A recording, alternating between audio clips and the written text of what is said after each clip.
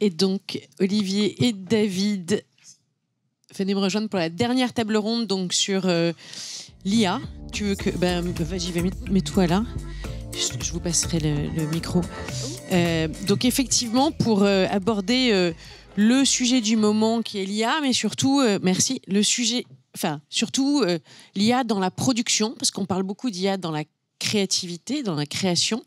On en parle assez peu dans la production, donc on s'est dit que c'était intéressant de commencer à aborder le sujet. Et en plus, qui suit très très bien la discussion d'avant, parce que oui, ça va être une façon de relocaliser, vous verrez comment. Et donc pour démarrer, je voudrais demander à David. Alors David est créatif chez Ogilvy. Il utilise l'IA créativement depuis déjà 2 ans. Et de plus en plus pour produire. Et il vient de produire un clip vidéo pour Massisteria que j'ai découvert. Je vous propose qu'on regarde ce clip vidéo et il vous expliquera après comment il l'a produit, principalement grâce à l'IA.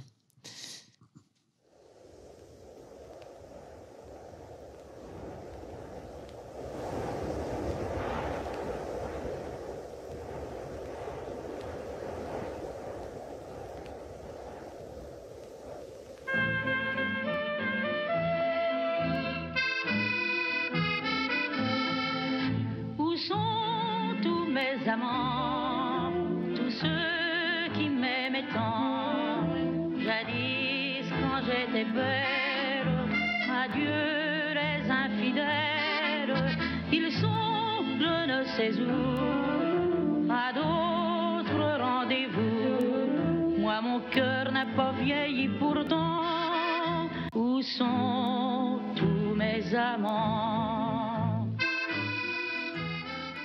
On va vous laisser l'image pour que vous puissiez... Voilà. En plus, c'est le moment où ça crie. Donc David, tu as donc réalisé ce clip vidéo principalement grâce aux différentes intelligences artificielles. Tu peux nous raconter comment déjà ? Alors, déjà, ce qui est intéressant, je ne sais pas si on m'entend ou si je reprends le micro, parce que j'ai 2 micros, du coup, vous allez très bien m'entendre.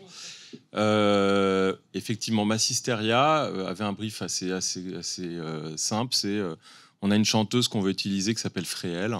On va la faire revivre. Et comme on le fait, l'IA était une des solutions. On a tourné une demi-journée et le travail a duré plus d'1 mois, 1 mois et demi. C'est un travail conséquent. Ce qui est intéressant, c'est de voir comment la production d'un clip vidéo comme ça nécessite une toute autre manière d'aborder en fait la production. On est dans des équipes beaucoup plus courtes. On est vraiment, on a envie de dire, pratiquement à 2-3 pour réaliser un clip comme ça. Qui demande en fait, qui demande surtout en fait un travail de post-production, on va dire de conception aussi des images, des vidéos. Là, vous voyez par exemple sur l'extrait comment on mélange les images c'est assez court, mais vous avez vu comment on a filmé en fait le groupe, comment on l'a mélangé. Donc il y a toute une phase en amont où on prévoit comment on va réaliser, et après il y a énormément de travail qui va être fait avec beaucoup d'intelligence artificielle. Donc en fait là il y a 2 choses. Pour arriver à un résultat final comme ça, en plus c'est intéressant parce qu'il a eu de la reconnaissance, il a pris un silver au London International Award, donc c'est vraiment un produit qui a été travaillé, surfini, etc. Et en fait ça demande énormément d'approche humaine et créative. Tout à l'heure, avant qu'on prenne cette table ronde, il y avait effectivement un peu la question de l'humain versus la machine. Est-ce qu'on va pas être justement à faire un choix ? La réponse est non. En fait, la réponse est non, c'est pas une option, en fait.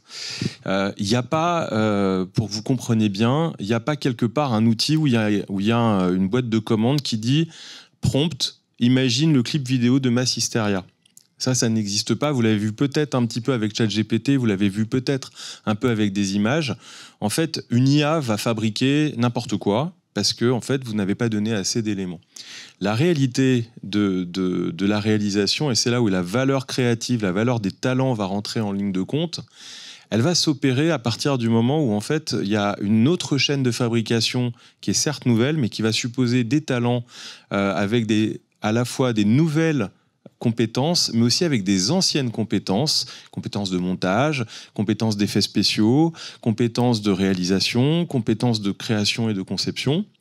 Et du coup, en fait, c'est l'ensemble de cette, on va dire, créativité, de ce savoir-faire humain qui va faire qu'à partir d'une intelligence artificielle qui va faire n'importe quoi, elle va faire exactement ce qu'on veut. Et exactement ce qu'on veut, que ça soit dans la réalisation d'un clip vidéo, que ça soit dans une publicité, et en fait, ça demande un travail qui est conséquent pour arriver exactement, d'une part, à exprimer un côté créatif, d'autre part à exprimer en fait un message ou quelque chose qui est inhérent à une marque, et que le résultat soit à la hauteur des attentes qu'on peut avoir par rapport aux ambitions de craft qu'on peut avoir. Donc c'est ça qui va faire qu'on a une nouvelle chaîne, une nouvelle manière de travail qui certes peut se relocaliser, qui certes peut avoir des impacts positifs d'un point de vue on va dire de l'éco-responsabilité, mais qui va demander, et ça ne nous le l'aurons pas là-dessus, qui va demander effectivement des nouveaux talents et des nouveaux procédés de travail. Et tu disais, en termes de temps, le clip, tu as passé 4 à 5 semaines, c'est ça, sur les clips vidéo? Oui, c'est ça. Ouais, donc et une demi-journée de tournage. Parce qu'on a cette image de l'IA va faire gagner du temps et tout va être fait en 5 minutes. Bon, c'est pas forcément le cas.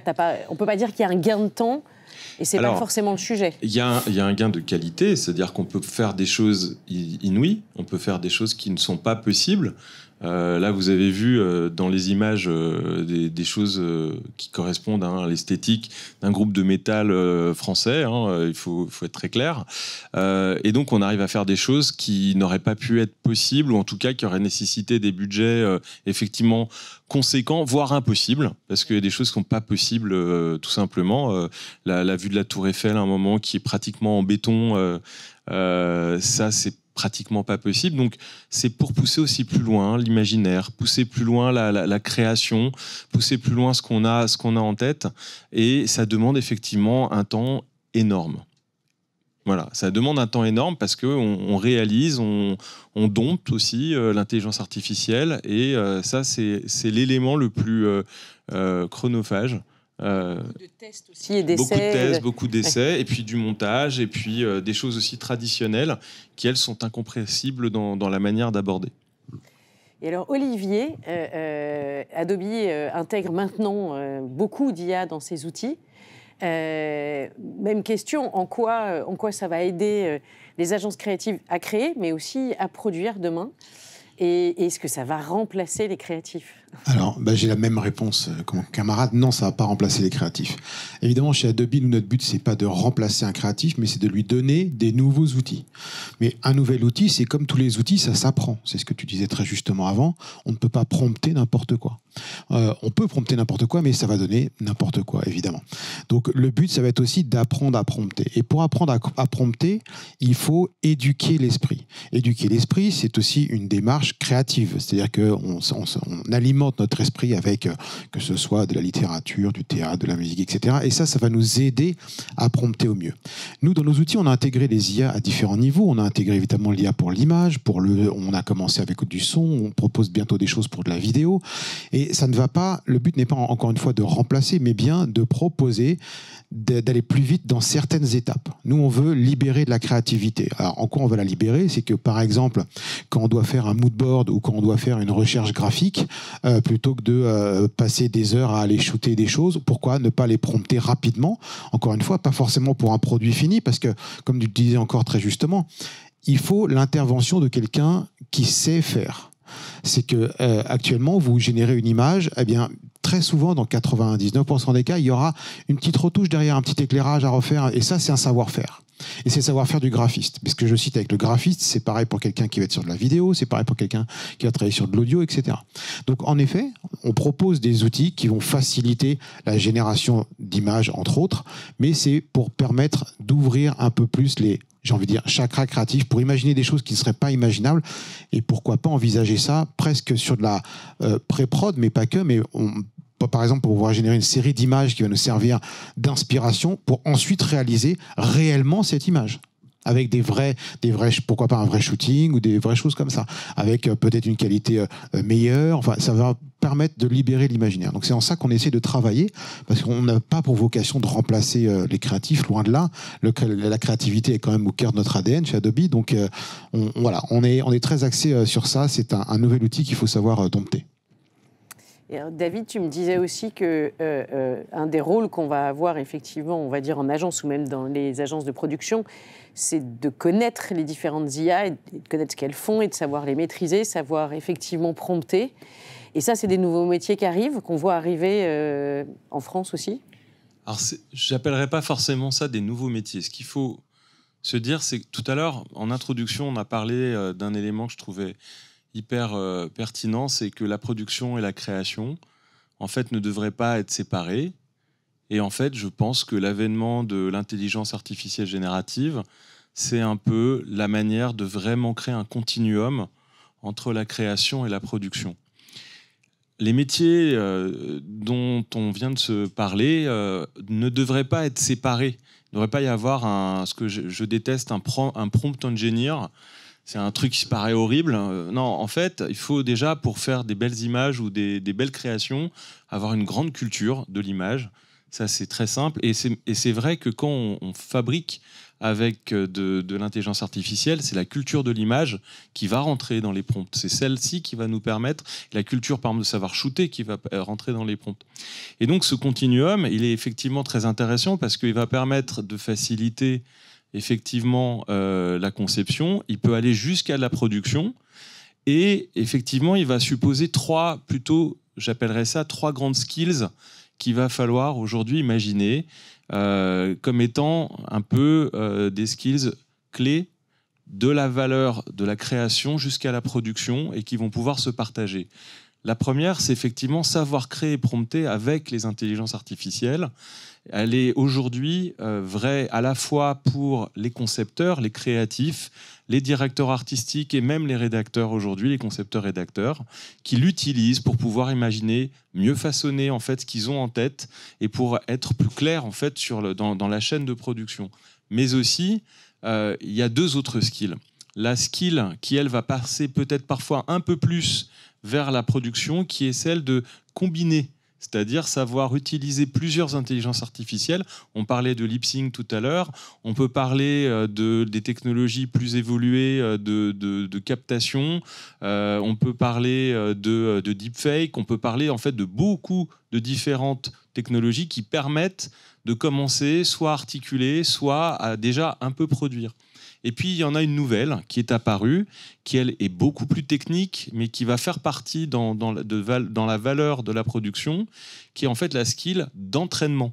C'est-à-dire que, vous l'avez sans doute compris depuis maintenant 1 an qu'on vous parle d'intelligence artificielle, les données qui vont permettre de nourrir les intelligences artificielles sont, alors au-delà des aspects légaux, éthiques et de copyright, etc., qui sont bien géré aujourd'hui par Adobe, je regarde mon camarade à gauche, mais ce moment d'apprentissage, il va aussi supposer parfois des éléments spécifiques qui viennent de la marque, qui viennent d'un matériau qui a été spécialement étudié pour, et ça c'est un travail qui aujourd'hui est aussi nouveau dans la chaîne de production. Donc voilà ces trois skills en tout cas, j'en suis convaincu, ne devraient pas être forcément portés par des nouveaux métiers, mais plutôt par des métiers qui ont appris à les maîtriser. Peut-être que le dernier est le plus spécifique, j'en conviens, mais les deux premiers, en l'occurrence, doivent aujourd'hui à la fois être des nouvelles, on va dire, des nouvelles forces de la création et de la production. Et question subsidiaire, il y aura des réalisateurs qui vont réaliser uniquement avec l'IA, par exemple ? Alors là-dessus, pareil, moi je crois beaucoup à l'hybride. C'est-à-dire que, en fait, mon clip, j'en ai fait l'expérience. Il y a une partie, même si elle n'est pas très grande, où j'ai vraiment filmé, où j'étais avec le groupe parce qu'ils voulaient apparaître dans le clip. Il y a, en fait, je pense, il va tout exister. Il y aura des choses qui seront faites en IA pure. Il y aura des films qui vont utiliser avec parcimonie l'IA. Mais je crois vraiment qu'en fait, c'est vraiment une rencontre, un mélange de beaucoup de technologies qui va permettre d'arriver artistiquement, esthétiquement et au niveau du sens à ce qu'on souhaite faire. Et on parlait tout à l'heure effectivement des sujets de droit et de copyright. Olivier, tu peux nous dire en quoi Adobe réussit à plutôt bien maîtriser ce sujet, qui est un sujet complexe, et je suis sûre que vous en attendez parler. Oui, c'est un sujet assez complexe et on nous en pose très souvent la question. Alors nous, chez Adobe, en fait, notre IA, donc, qui s'appelle Firefly, enfin la partie générative de notre IA, parce que Adobe travaille sur l'IA depuis de nombreuses années maintenant, on s'en rend pas forcément compte, mais quand on peut sélectionner automatiquement un sujet dans Photoshop, c'est déjà de l'IA. Elle n'est pas générative, mais c'est déjà de l'IA. Donc notre IA Firefly, elle a été entraînée en effet sur 3 sources qui se veulent sûres, qui sont donc Adobe Stock, donc les photos dont nous avons les droits, les images du domaine public et ce qu'on appelle les Creative Commons. Ça, pourquoi ? Pour éviter justement qu'il y ait des problèmes derrière de droit à l'image qui n'aurait pas été respecté ou d'un photographe qui vient de dire qu'il y a quelque chose qui a été pris de chez lui ou des choses comme ça.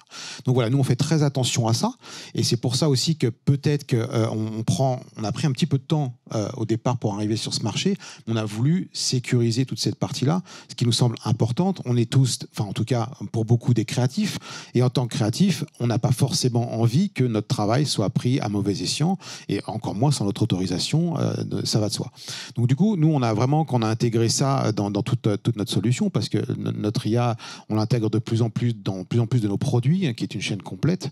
C'est aussi un différenciant sur lequel on aime bien se positionner, parce que voilà, on propose des choses complètement intégrées, dont cette sécurité de dire qu'on peut générer des images où on va être commercialement tranquille. Donc, si je comprends bien, vous me dites tous les deux que l'IA va nous permettre pas forcément de faire plus vite ou pas forcément de faire moins cher, mais en tout cas de faire beaucoup mieux que ce qu'on faisait avant, ou en tout cas différemment, et d'enrichir tout le travail qu'on faisait avant. Oui, je pense que le grand bénéficiaire finalement de tout ça, de l'intelligence artificielle, ça doit être, et ça ne doit être que en fait le résultat final, la création qui en sort, et je dirais, et ça doit se voir le moins possible pour que ça soit des créations qui vivent indépendamment des technologies, ou alors c'est voulu, mais en tout cas, c'est vrai que c'est le grand bénéficiaire, et c'est effectivement des manières nouvelles de travailler, où il y aura des raccourcis, où il y aura des qualités qui vont augmenter, où on sera aussi moins frustré parfois, parce que la frustration nuit souvent à la qualité de la production, et où on pourra effectivement optimiser certaines manières de travailler qui sont quand même importantes, puisque au final, finalement, ça va créer une chaîne beaucoup plus fluide, me semble-t-il, et avec l'évolution qui en tout cas, qui nous laisse présager un futur encore plus, on va dire, étonnant pour ce que vont pouvoir faire, notamment dans le monde de la vidéo, de ce que va pouvoir faire l'intelligence artificielle. Il y a effectivement, on peut être, je dirais, plutôt optimiste. Il y a un moment où on peut le dire, il y a des choses qui ne rendent pas optimistes dans le monde, mais alors celle-ci, en réalité, malgré toutes les craintes qu'on peut avoir et tous les débats qu'il y a, en tout cas pour la création et la qualité de ce qui va en sortir, je pense que l'IA générative est une très bonne chose. Oui, je te rejoins complètement sur ça, évidemment. Pourquoi ? Parce que si on m'avait dit, alors moi étant graphiste de formation, si on m'avait dit il y a 10 ans, tout ce que tu as dans la tête, il suffira de l'écrire et on va te le montrer, j'aurais dit mais génial, je vais pouvoir inventer des milliers d'univers, des milliers de choses, et maintenant c'est là. Donc justement, la créativité va s'en retrouver décuplée, et donc c'est vraiment une aide à pouvoir extérioriser ce qu'on a dans la tête, à cette créativité, et dans tous les domaines. Donc en effet, on peut faire de l'audio, on peut faire de la vidéo, on peut faire des tonnes de choses maintenant avec l'IA. Et c'est vrai que nous, on essaye d'apporter ces outils-là pour que les créatifs, justement, ne soient pas remplacés par la machine, mais aient la machine et l'IA comme une nouvelle force avec eux pour et encore plus montrer ce qu'ils ont envie de montrer et pouvoir le décliner très très vite et d'aller plus loin dans les expériences graphiques sonores ou vidéo. Pardon. Merci beaucoup.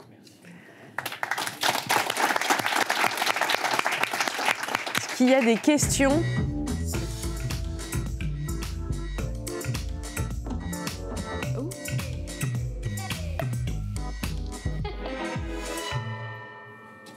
Tout ça c'est très intéressant et merci. Je me posais juste une question qui est plus... on parle beaucoup de responsabilité, de faire travailler les talents. Ici, il y a juste une petite distorsion. Vous parlez de préserver les créatifs. En effet, c'est des métiers... on a besoin de créatifs et on en aura toujours besoin pour imaginer ce que vous montrez là. En revanche, je me posais la question par rapport à la responsabilité, par rapport à des métiers comme les comédiens, ceux qui font du doublage, pourquoi pas les studios son, les ingénieurs du son, que l'IA peut en grande partie remplacer à l'avenir. Alors, c'est une super question. Je pense qu'il y a deux points. Le premier, c'est que il y a effectivement des nouvelles manières de travailler, de collaborer pour préserver en fait l'écosystème des artistes, et je pense que les agences ont un vrai rôle à jouer là-dessus. C'est-à-dire que si par exemple on fait et c'est un modèle nouveau, hein, travailler avec un comédien, si par exemple il doit faire 10 heures d'essais et de phrases pour des raisons de production, on peut avoir avec lui une nouvelle manière de contractualiser où il prête sa voix, on lui vole pas sa voix, il prête sa voix, il va être rémunéré dessus. Donc c'est des nouveaux business models qu'il faut mettre en place. Et effectivement, l'IA pourra jouer un certain rôle parce qu'elle est capable de moduler des choses. Et il y a des cas dans lesquels ça ne pourra pas être possible parce qu'il y a un vrai jeu de comédiens à mettre en place. Donc c'est toujours pareil. Il y a des cas où il faut se dire est-ce que ça fonctionne, est-ce que ça fonctionne pas. Et le deuxième niveau qui est plus haut, en fait, c'est un niveau aussi éthique. C'est-à-dire qu'en tant qu'agence, à un moment, il faut se poser la question pourquoi je vais utiliser l'intelligence artificielle ? Est-ce que c'est pour des raisons très pécuniaires ? Parce que là, je vais économiser, je vais pas utiliser un illustrateur pour travailler avec moi, je vais vendre moins cher, je vais faire plus de marge. Ou est-ce que, en fait, c'est parce qu'il y a une idée créative qui est hyper intéressante, qui va justifier l'utilisation de l'intelligence artificielle et qui va faire que ça peut avoir du sens.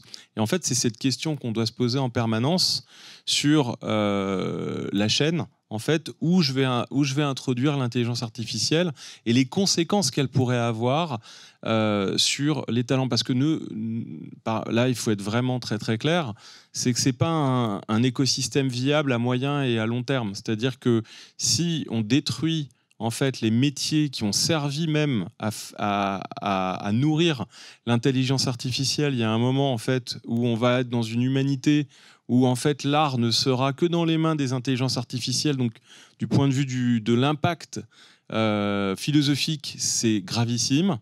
Donc il y a vraiment ça à prendre en compte. En revanche, il faut juste se demander où on peut soit gagner du temps pour, par exemple, du prototypage.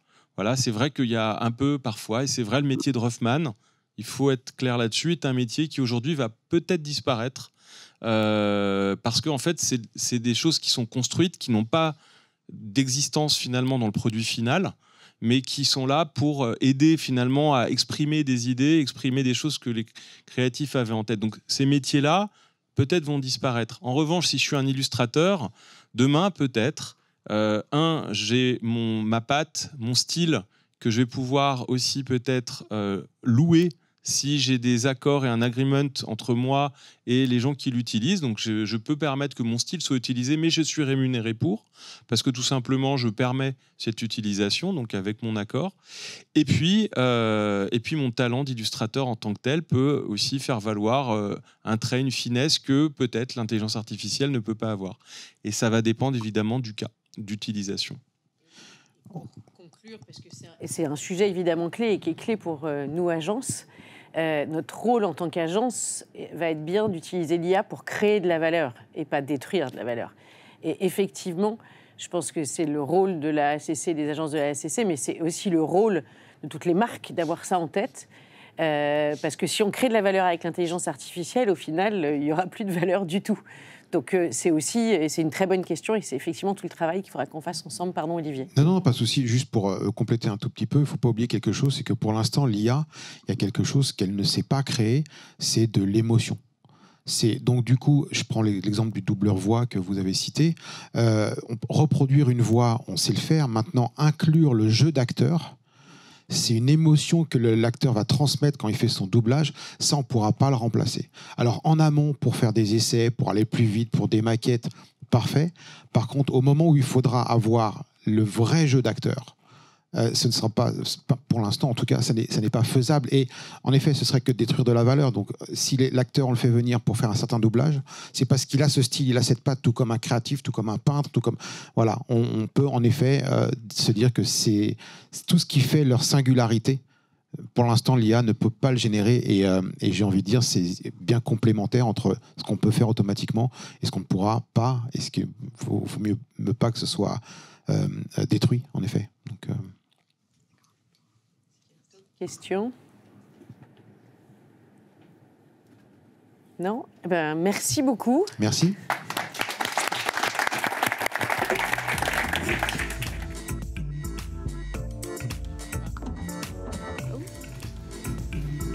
Merci.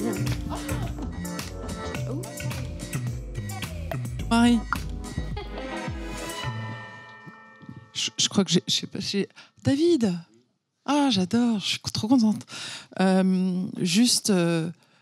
je voudrais vous remercier parce que je pense que c'est très important qu'on puisse se parler, qu'on puisse discuter sur ces sujets-là et qu'on ait l'occasion de vous raconter un peu mieux nos métiers et que vous ayez l'occasion de nous poser des questions sur ces métiers-là.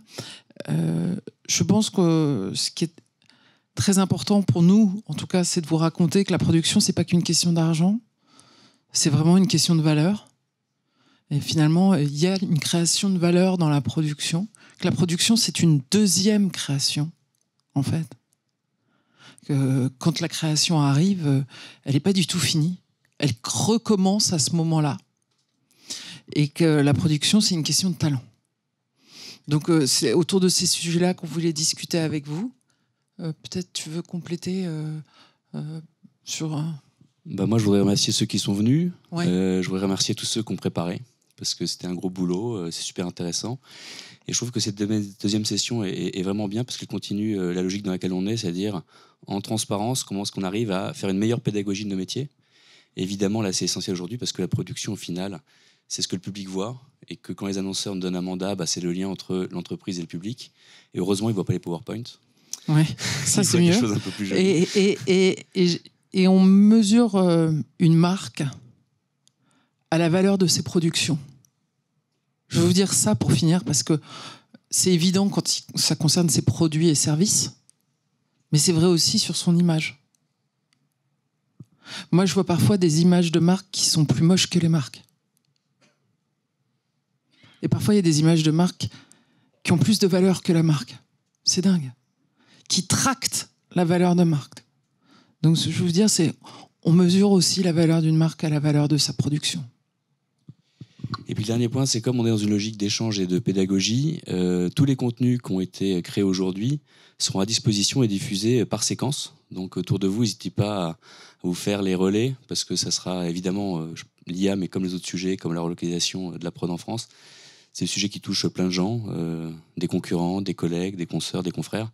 Donc les différents contenus avec les différents intervenants sont à disposition. Merci beaucoup.